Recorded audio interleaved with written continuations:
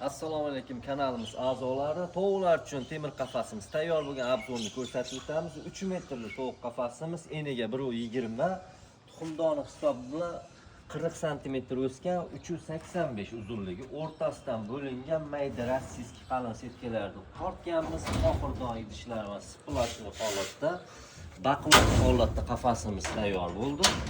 Eshiklari profildan, ichiga odam kirsa bemalol ko'taradi mana. O'noqlari yetarli darajada. Ichlari esa silliq MDF tekstillardan tortganmiz, tepaga steklovatlarni qo'yganmiz.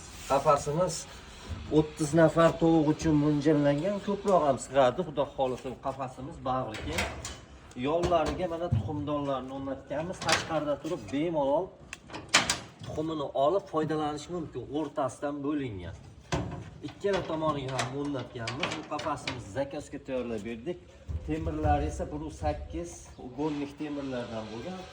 Shiperlari zangor, mana oldi sliplar tuglarini suv tushmasligi uchun, oxiriga tushmasligi uchun qo'yganmiz. Juda ham chiroyli holatda ko'zga tashlanib turibdi. Mana bu yerda nerjivenkalar yana ham odamni o'ziga jalb qiladi. Mana oyoqlari ham o'tda ham baquvvat bo'lgan qafasimiz.